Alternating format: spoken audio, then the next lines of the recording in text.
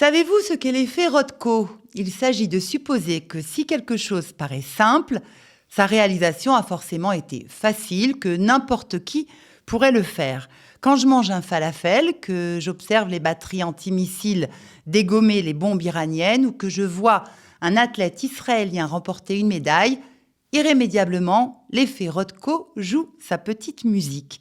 Oui, parce qu'un falafel, ça paraît simple, mais c'est le produit d'une longue chaîne d'exil devenue un emblème culinaire improbable. Avoir le plus puissant bouclier technologique antimissile au monde, c'est le fruit de milliers de cerveaux juifs en ébullition déterminés à protéger leur nation. Gagner une médaille sportive, ça suppose de s'entraîner sans aide de l'État et affronter des adversaires souvent anti-israéliens devant un public qui vous sifflera quand vous monterez sur le podium. Bon, vous avez compris le topo.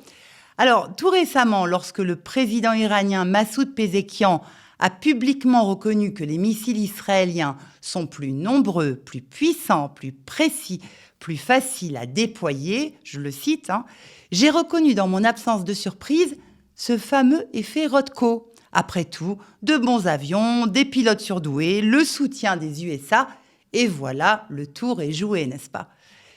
Pour vous démontrer que l'apparemment simple relève d'un génie certain, laissez-moi vous rappeler qui est Mark Rothko.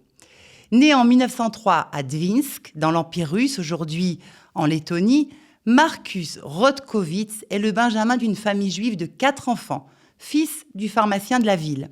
Pour que ses fils ne soient pas embrigadés de force dans l'armée impériale russe, papa Rothkowitz émigre aux États-Unis, puis il fait venir ses aînés en 1912 et ses plus jeunes enfants fin 1913, dont Marcus, qui, je cite, emporte avec lui son éducation talmudique comme ses souvenirs des pogroms et des persécutions de son enfance. Son père meurt 1 an après leur arrivée. Il fait ses études à Lincoln High School de Portland, puis à Yale.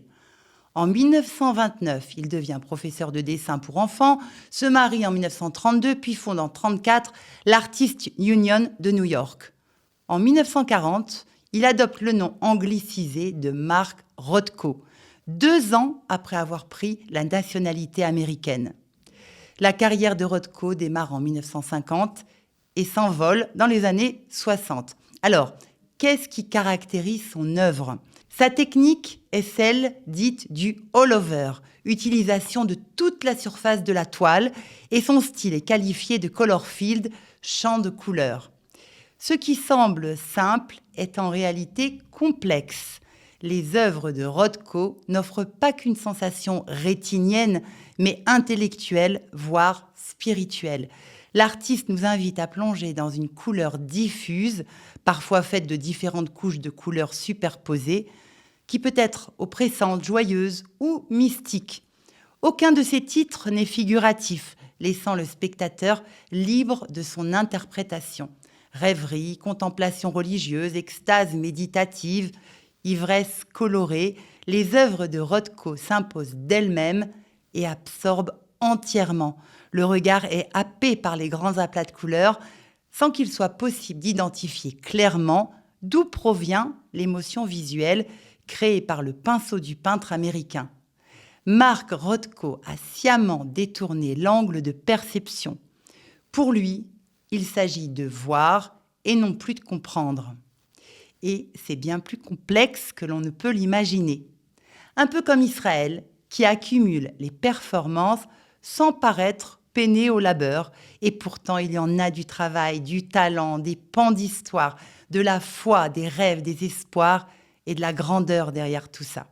Alors, la prochaine fois que vous entendrez parler d'un nouvel exploit de l'État hébreu, rappelez-vous de l'émotion suscitée par une œuvre de Rothko et dites-vous que sous son apparente simplicité se cache une prouesse.